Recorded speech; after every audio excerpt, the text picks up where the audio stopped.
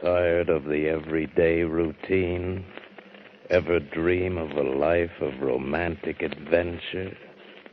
Want to get away from it all? We offer you Escape. Escape, designed to free you from the four walls of today for a half hour of high adventure. Tonight, we escape into the mind of a man who has been sentenced to die. A man who attempts to refuse the bitter fate society has imposed upon him, as James Poe tells it in his seething tale of violent death, Present Tense, starring Vincent Price.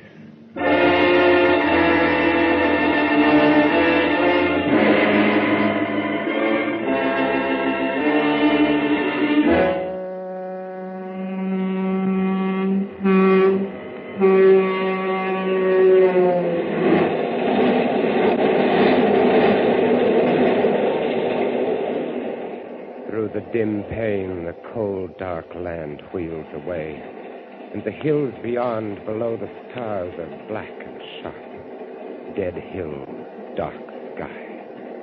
Cold steel below my feet, cold as the face of the officer at my side, cold as the cuffs which link my arm to his, which join us on this journey to the prison where I die. Want a cigarette? No. Come on, take one. No, I don't use them. Oh. Has this happened to you before? What? Being handcuffed to a murderer. Has it happened to you before? Sure, plenty of times. To an axe murderer? Yeah, there's nothing special, brother. Lots of guys axe their wives, lots of them. I could have escaped after it happened, but I didn't, and now it's too late. Late. Late, ever too late. Never too late, too late, too late. Escape. Escape. If the train were to be wrecked, if the detective were to be killed. Late. Late.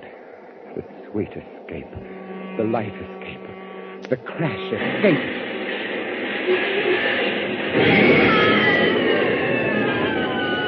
No! Oh, no! The darkness. Where am I? The cars must have gone down the gully. No lights and those people in pain. This thing fastened to my wrist went halfway through the glass of the door. Keep back from his blood. I don't seem to be hurt. No broken bones. Escape. Now the key in his pocket, his bloody pocket, and the cuffs are off. His gun and the wallet. His face. His face is gone. His own mother wouldn't know him. I'm free. Fire! Fuel oil! I must get away. Here, my ring onto his finger. There, that completes it.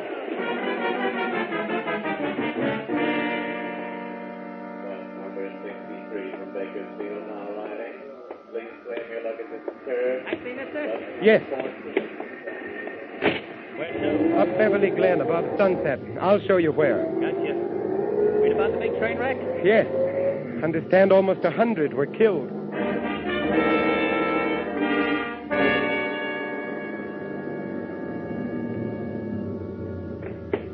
Here you are. Keep the change.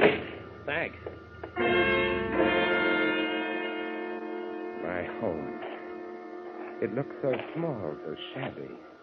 No one took care of it during the trial. No one cared. No one cares now, but that's good. I like that. I'll be alone, and I won't let the neighbors see me, and I'll sleep and figure out where I go next. The light. Someone's in there. The whole thing went so slick. You'll always be the greatest of us, always. You bet I will, baby. You bet I will. No, it can't be. She's dead. I know she's dead. Want another bottle of beer, honey? Yeah, sure, it's cold. It's very cold. But I'm not. You said a mouthful, right? This husband of mine was never able to make me feel like this. Takes a man, dude. All he could do was sit around and write those poems bones all the time. They framed it so good that even he thought he killed him.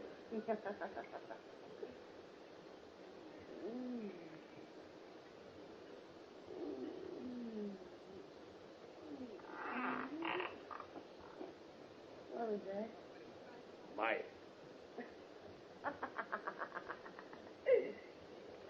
You're funny, you know that? You're real funny. Open the kitchen door so quietly and walk softly. Here on the wall by the stove, the cleaver. Hey, honest, I see something. You're nervous, baby.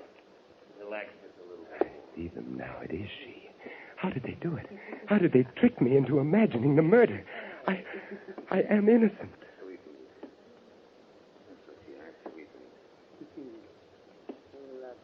The pig in his dirty undershirt.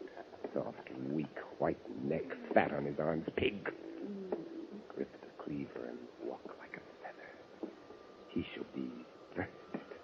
Soft, white neck. Honest, I hear something. What's the matter, sweet niece? What's the matter? Oh! You killed him! Yes. And now you.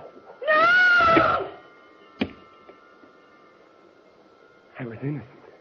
And I thought myself guilty, and now I am truly guilty, and never in my life have I felt so innocent.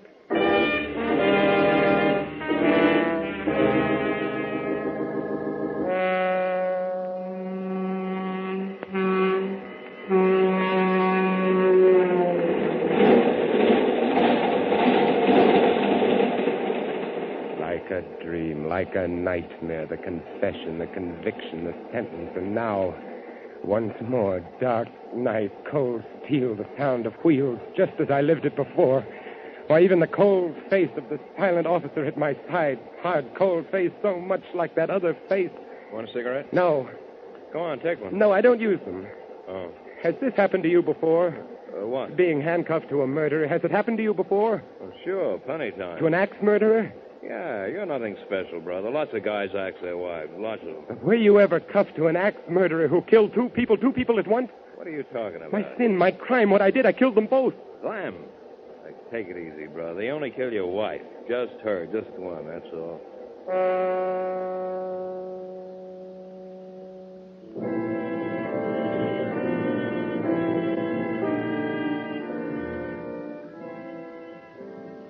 It has been raining for some days now. And beyond the barred window, the leaden sky bleeds sorrow on the barren land. The lonely land, the land beyond the prison wall. The sky was blue when first I came here, blue, so blue. And now it has become as the walls of my cell, of all our cells. Dark, cheerless cells, these lifeless cells, these cells of men who wait to die. That wet sky, gray sky, cheerless sky. But it is beautiful. I have 12 hours left of life, 12 hours left to live. Beautiful sky, beautiful, beautiful, wet and fresh and alive. Oh, rather would I spend eternity at a well's bottom with but one patch of that to gaze upon than leave this life, than leave this earth, than leave this sky.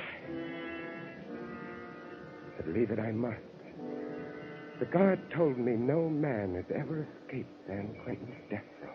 Blocks and bars, guards and guns lie between me and the world beyond. No escape, not from here. But wouldn't it be nobler to gamble my life in bold attempt and lay it down in reckless resignation, eh? So, now to get out of this super-guarded area. Oh, guard! Guard! Hey, pipe down, cut it out. What's wrong? What's the matter with you? My gut, here, it's killing me. Your gut, huh? I'll call a medic. Now, as I press, you tell me where it hurts. Everywhere, all over down here. There! Oh, don't touch that place again. Call the ambulance. Right. This man's got appendicitis.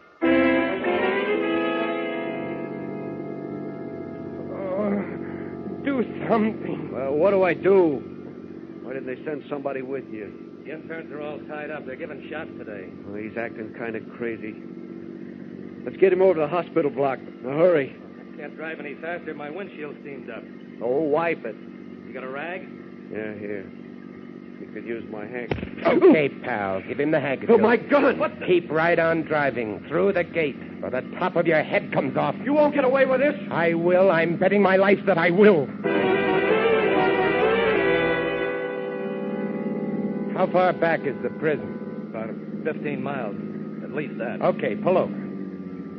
I'm taking her from here. And you two. I want your money, your clothes. And then you can walk back and explain about me. Explain about him.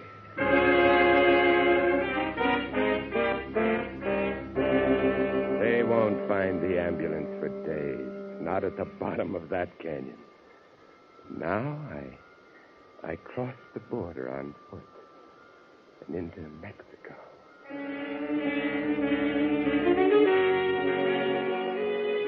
Your drink, senor. Oh, thank you. When does the next bus leave for Mexico City? At 12 o'clock, senor. A little card, bought in a back room with no questions asked, and I become a tourist. 4 days' growth of beard, and I become poor. An empty suitcase with a butterfly net strapped to its outside, and I become a source of amusement. A funny, dumb gringo. And who looks with suspicion on the funny, dumb gringo tourist who is poor? Mexico City is beautiful, but not when you are hungry. Not when you are an American who is hungry. Americans aren't supposed to be hungry. What can I do? All I know is writing, the writing of poetry. There is one place I might sell some poems. Pollen. His magazine prints some English stuff. Perhaps... Well, why not? I have 3 pesos left. Buy some paper, a pencil, sit in the park, write, and storm the bastion.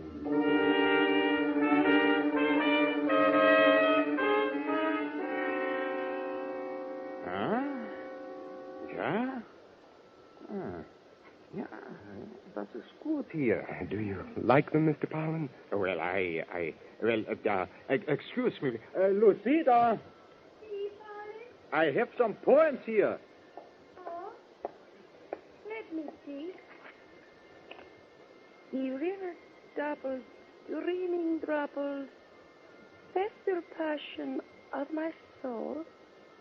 Ah, muy bueno. Yeah, that is just what I thought. You are too kind. The poet should read his own work. that drip, sweet droplets, passion's goblet, fates I roll.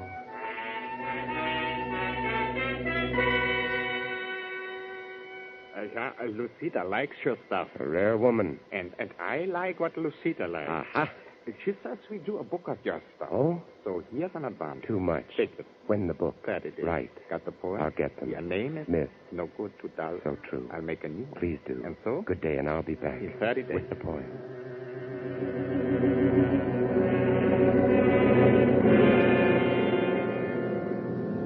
America. Miles below, the bleak brown mountains, the desert yellow and red. My own, my native land. My advance money went for new clothing and a round-trip plane ticket to Los Angeles and my new lease on life. In a small file under the eaves of the little house in Beverly Glen, there are poems, more than 1,000 of them, poems which no one has ever seen, poems written in the evenings after work on Sundays. And now, with the beard and the hat and the glasses, no one will recognize me. A cane. I ought to carry a cane, too. Get the poem. Does someone live there in the house? Has someone bought it? No matter. Get the poems, and then get back to Mexico City.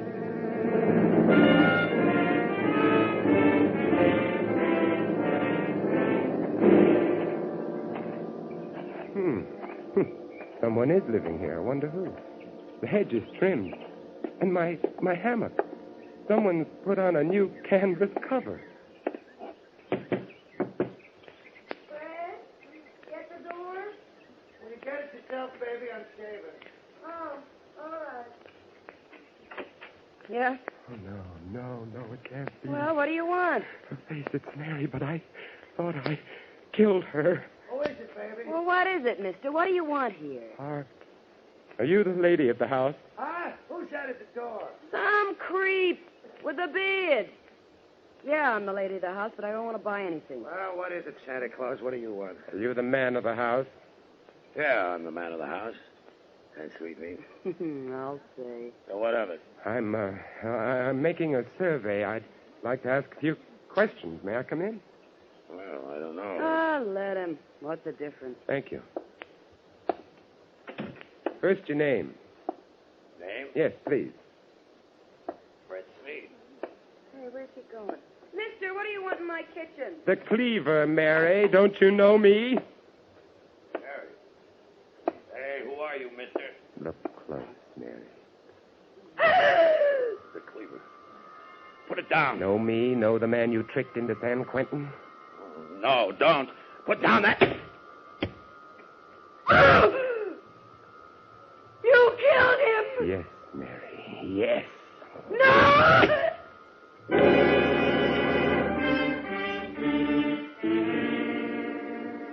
Confession, conviction, sentence, transportation, and... Oh, again, the death cell as before. But when I came here, they promised I could keep the beard. They promised I could keep the beard. And it's gone. Gone. I can't remember when. What's that? Who's coming in?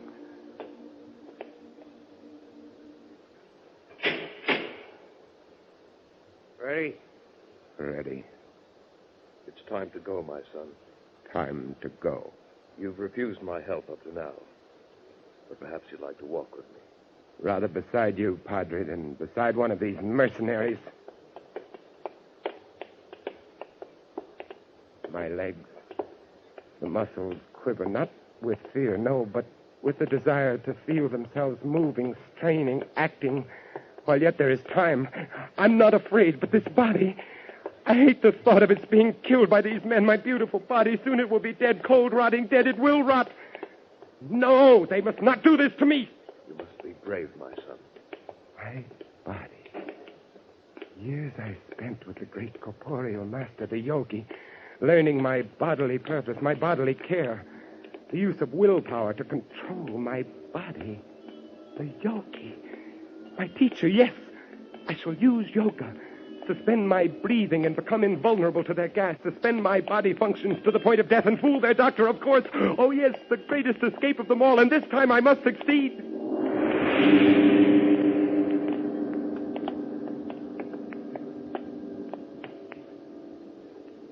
All right, here we are.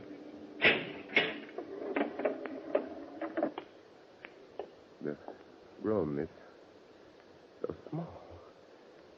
Somehow I had imagined it would be larger. And here is the chair. Yes, strap. Hood. All right, now just sit down. And over there, the glass. Take it easy. Small pane with the dark faces seen dimly through. The witnesses. Now lay your arms along these. The whole room is That's it. like some This strange one? sort of time machine. Machine for yeah, launching a man into another That's it. dimension. Your So leg. true. Yeah. I'd best begin to prepare myself. Relax. Relax. Must relax. It won't be easy. Have you any last words, my son? Yes, one request. Do not allow my poor body to be dissected or embalmed, but on the third day after my death, cremate it. That will be arranged as you desire. Thank you. God be with you, my son. Remember what Christ said to the two criminals. In this day shalt thou be with me in heaven. Now move your head forward a little. All right, put the hood down. There. Now, when you hear the pellets drop into the acid, don't try any tricks. Just breathe deeply, see? Fumes don't hurt, see? You just cooperate with us. Make it easy on yourself, pal. You know what I mean?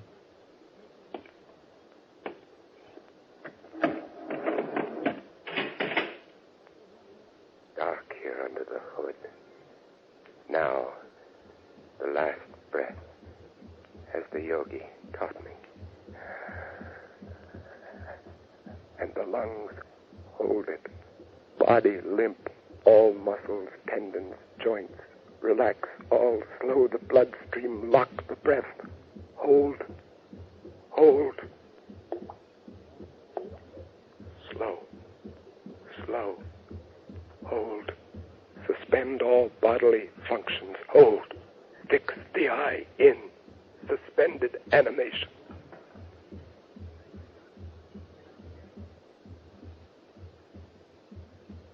Gently fix the mind on time. Ease the beating of my heart. Time as a picture on the screen of my mind. Slower. Slower. My perception is slower. The time seems to spin by now. Go slow, my heart.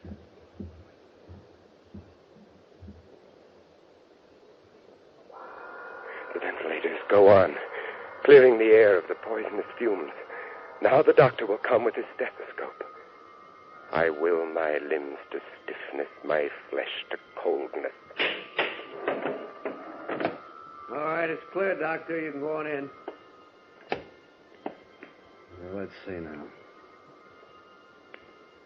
Respiration ceased. Heart stopped. By the authority vested in me by the state of California, I pronounce this man dead. I will myself to consciousness in 6 hours' time.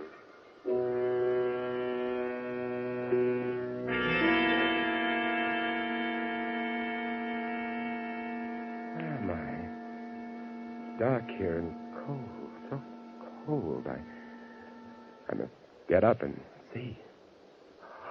Oh, the prison morgue. It worked. But I'm cold, so cold. What's this on my toe? A tag. Too dark to read it, but I know what it says. It has my name, prison number, time of execution, yes.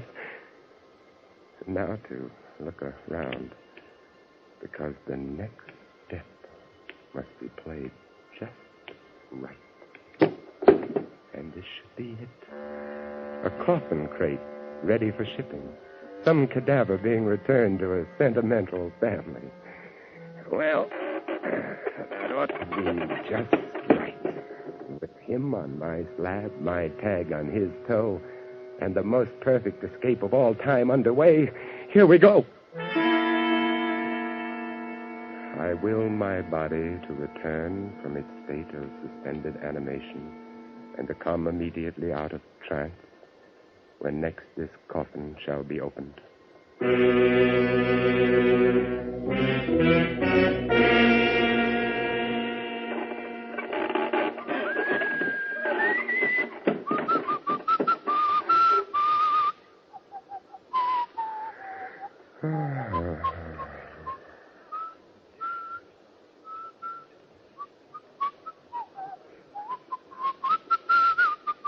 Hello, old man.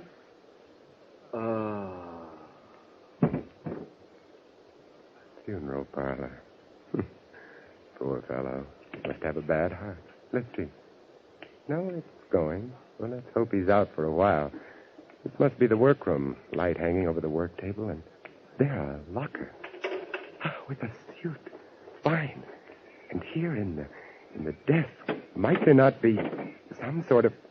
Yes, here, a petty cash box. And it's quite full. The old boy apparently doesn't believe in banks. And now that Lazarus has returned from the dead, this newspaper, Dateline, I was executed 4 days ago. Now I find myself resurrected in Indianapolis, Indiana.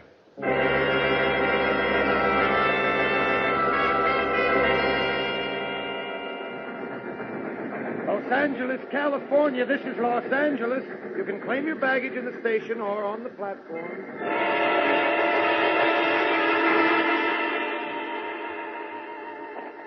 I return to my home. Beautiful time to return home. My old hammock is there, and my flowers, my yard. The house is empty. The lawyer said he'd had it cleaned up. Oh, my books, my pictures. Here's my old pipe. I haven't smoked it in years. Mary didn't like it. But now she's gone. I don't hate her anymore. Tobacco's still fairly fresh. So the pipe. There's that detective story I never got to finish. Now I'll have time. Now I'll have lots of time. Time to smoke and read and write and rest. The sun's almost down. Twilight. Wonderful time to get outside. Cool, sweet air. Wonder what kind of birds those are. My hammock. Oh, it's so nice. Light the pipe. And relax. Wish I could remember what page I was on, but no matter. I can begin again. I've got all the time in the world. The rest of my life. Birds. And the sun is slipping out of sight. Death of the sun. How red the sky. How soft those clouds. So lovely, so lovely. What's that? Birds playing in the fish pond. Look at them. Happy birds. That hissing. The neighbor is turning on his lawn sprinkling system. Lie here and smell the cool air. Evening coming on. Sky grows darker. Lie in the gathering twilight. Death of the day, breath of the night. Sweet softness of the summer night coming. Soon the stars. Oh, it's lovely, heavenly, just like heaven. Lie and swing, rock and rock, to and fro. Heavenly, heavenly.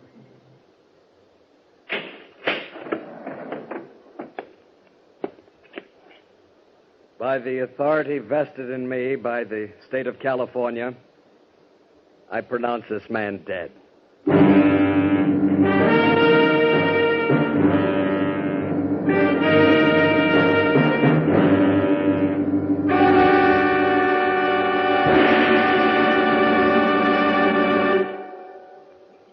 Escape is produced and directed by William N. Robson. Tonight we have presented Present Tense by James Poe, starring Vincent Price as Roger. Featured in the cast were Charles McGraw as Fred Sneed, Joan Banks as Mary, Harry Bartell as the Doctor, and Ben Wright as Pollen. Also heard were Tom Tully, William Lally, Jeff Corey, and Paul Frees. Special music was arranged and conducted by Del Castillo. Next week.